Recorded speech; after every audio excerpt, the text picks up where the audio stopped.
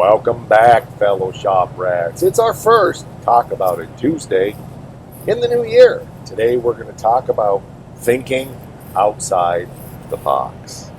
I'm Mike, and you're watching Mike Our Shop. I've been told for a long time that the way I think and the way I do things is way outside the box. My response often has been, there's a box? What are you talking about? Now I know there are industry standards and there are recommended ways and all kinds of things of doing things, but I've always taken the approach that if it works, is it wrong? Now there are certain things that just are wrong, like if it's not safe, then it's wrong.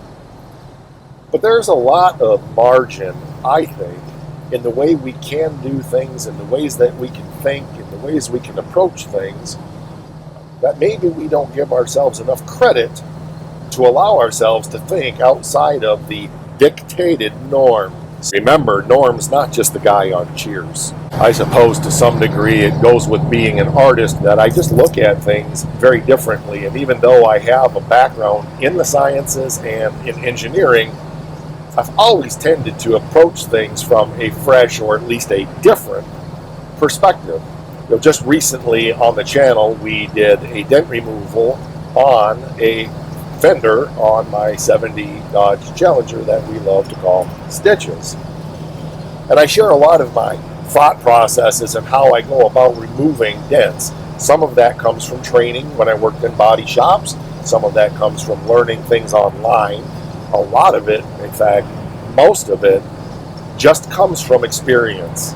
When I look at a dent, as I said in that video, I tend to approach it from the perspective of, how did this happen? What's the impact point? So there's an investigative process that goes in. It's almost like asking the dent, how did this happen to you? So that I can figure out how to undo it. I've always been one to play with the things that they say you shouldn't do and do things all wrong. And it's amazing to me how things work. My GTS is an example of that, with the tunnel ram and the massive carburetor that engine has on it and everything that's done to that. That thing does not have a very high stall converter in it. But my philosophy and my thought was, first of all, it's more of a street car, so I don't want that thing cutting oil everywhere I drive it and cooking the transmission fluid all the time. The second thing was, even with 31-inch tall tires, it's got a 457 gear in it. You know that I can take that thing off a dead stop, smash that pedal to the floor, open both of those floor barrels up, and if the engine's wound up 100%, it'll light the tires off and not backfire. Again, it's, you got to do it this way, you got to do it this way, and my thinking is, when they tell you you've got to do it that way, what are you trying to accomplish? Now, I know there's some sacrifices in that. I know that that engine's not flashing up into its power band as fast as it could. I get that. But again, that was the trade-off for me of not wanting to be cutting oil all the time when it's going down the road, because I've got a 4800 stall converter in the thing and I'm cruising it at 3000 RPM. So the torque converter is constantly slipping and generating transmission heat. So I had to make that trade-off. I had to think that through. The goal was for it not to bog off the line. The goal was for it not to backfire off the line and kill itself. The goal is to get the power to the ground and get that motor going and transport myself forward. Now, I know for a fact that if that was a drag car, I would be losing a few tenths in the quarter mile. Plus the fact that if it's hooking on the strip, it's probably going to just bog out or backfire.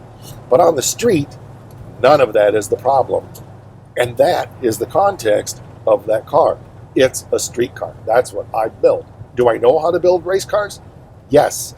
But I take what everybody says you should do, I think outside the box and say, what are we trying to accomplish? What's the context of the bigger picture here of what the purpose of this vehicle is? What will work in the real world? Why is this what's recommended? And is that an issue for what I'm building? There's another context to everything, and that is, as you know, if you've been around for a while, I don't like spending money on stuff.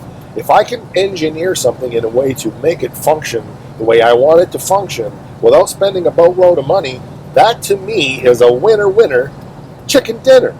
It's the same thing with fabricating, if you really think about it. There's certain ways they recommend you do things, and my goal here, as you've heard me say ad nauseum, is make it safe, make it done, and just go have fun. Yes, as we've said ad nauseum, if I was dealing with 6 and 7 figure cars, I wouldn't build a lot of things the way that I build them, but I'm not. So do I care that there's some stitch welding showing here and there, or that maybe this weld isn't perfect, or there's a little mud there? No, of course I don't want Bondo this thick in there, but the fact is there's no show car out there that doesn't have mud in it unless it was built by a carriage builder. Those guys usually work on Ferraris and stuff like that. Do I know how to do that work? Yep. Do I want to spend that kind of time on a car that's going to be worth 30 or 40 grand when it's done? Nope. Not going to do it. Not at this juncture. I share this with you to get you to think differently. I share this with you to get you to think a little bit outside the box, or be like me and say, there's a box. I share this with you so that you don't get bogged down in the minute little details of doing $1 million work on a $10,000 car.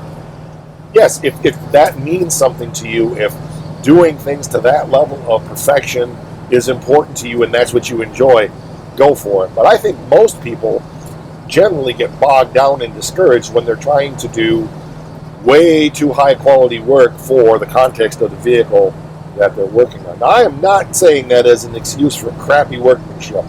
I'm not saying that as an excuse to put this much mud in. I'm not saying that in any context like that at all. I'm saying there's a difference between doing things with excellence for a reason versus doing things with perfection because everything has to be perfect.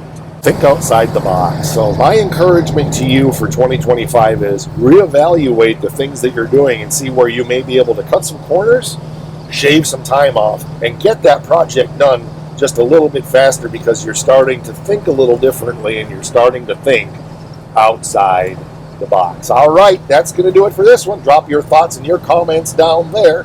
Always be respectful of everybody here. Please no arguing and flaming in the comments. I appreciate y'all being here. We will catch you on the next one. Well, I'll be here. You should too. Let's make 2025 the best year ever for yourselves and for my car shop. All right, catch you on the next one.